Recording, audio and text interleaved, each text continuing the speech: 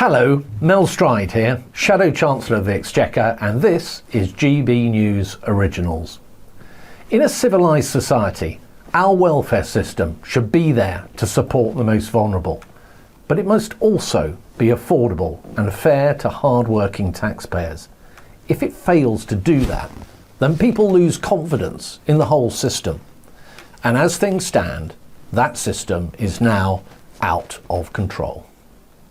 Since the pandemic, the number of people out of work and claiming benefits has been rising steeply. And the biggest driver of that has been more people claiming benefits for health problems or a disability. And what have Labour done? Well, first they cancelled Conservative reforms, which would have got the numbers down. Reforms that I put in place when I was Secretary of State for Work and Pensions.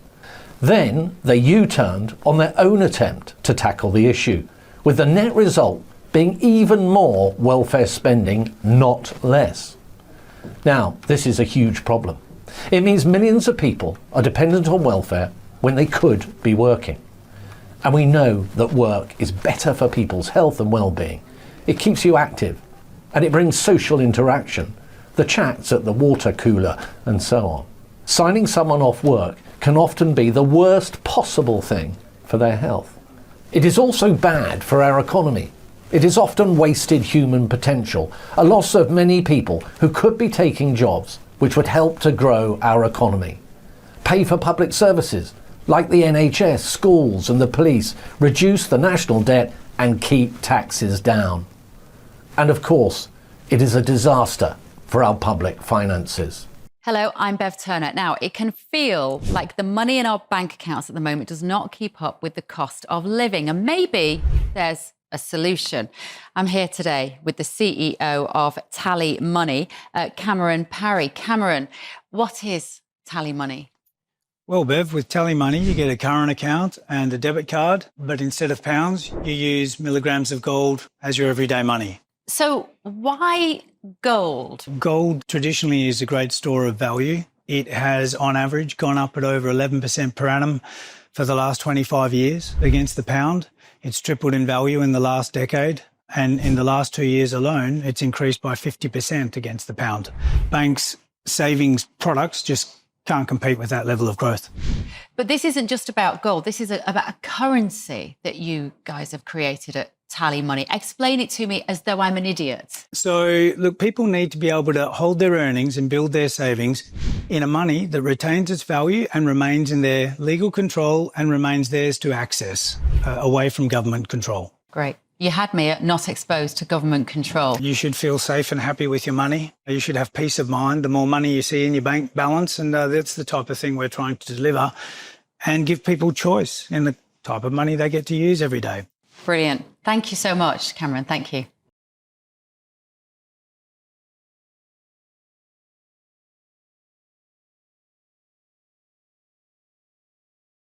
This chart shows you what has happened to spending on sickness and disability benefits for people of working age over recent years, and what is forecast to happen over the coming years. As you can see, a huge increase. In fact, the annual bill is expected to have gone up by £36 billion over the course of the 2020s, and that's after accounting for inflation. That means that the increase alone is more than we spend on policing, prisons, and our courts combined. So what's going on here? What's driving the welfare bill higher and higher? Well, there are two things to look at. One is what we call incapacity benefits. These are benefits you can claim for your living costs if you're deemed to be unfit for work. And the other is disability benefits. The main benefit here is the Personal Independence Payment, or PIP. These are benefits you can get regardless of whether you are working or have other income, and are meant to help you cover the extra costs you might face because of a disability. Let's start with incapacity benefits.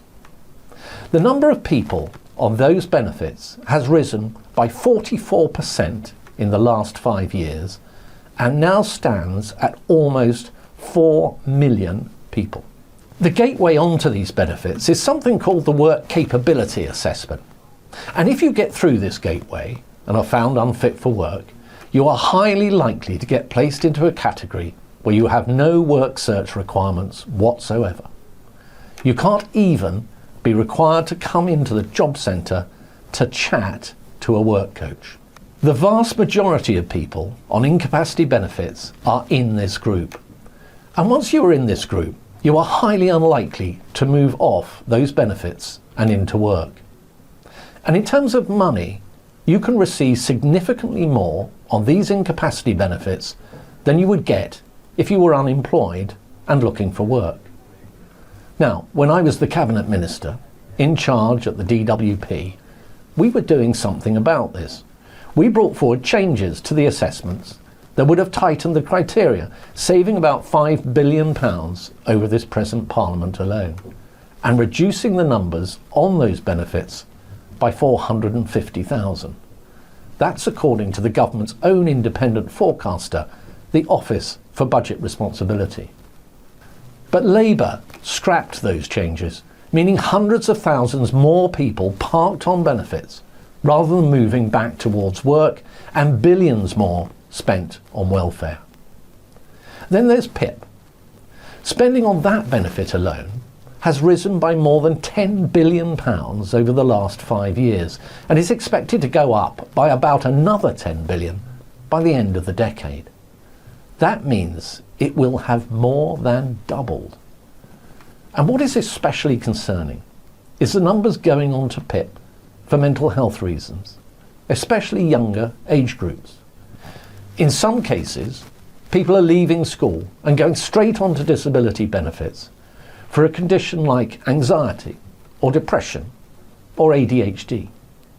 And that's happening even though in many cases it is not clear that any extra costs are actually being incurred, and the whole purpose of PIP is to cover extra costs. Again, when I was Secretary of State, we had a plan to fundamentally reform PIP to stop the rising numbers and rocketing costs. We were consulting on it at the time of the election last year. When Labour came in, they abandoned it. And PIP can be worth up to around £10,000 a year. Now, it's important to note that these benefits aren't an either or. You can get both. In fact, most people on these benefits are receiving both PIP and incapacity benefits. And you can also get other support on top, like support with your housing costs. It's all tax-free, and the total can add up to more than the take-home pay of someone working full-time on the minimum wage. In that context, it's perhaps no surprise that more and more people are claiming this is totally unsustainable. It's one of the biggest fiscal challenges we face as a country, and Labour are simply asleep at the wheel. The system isn't fit for purpose. We need fundamental reform to get it under control. That includes stopping people claiming for less severe mental health problems. That's not just the right thing to do for taxpayers. It's the right thing for those people ending up trapped in a lifetime on benefits. Labour need to get a grip, and fast.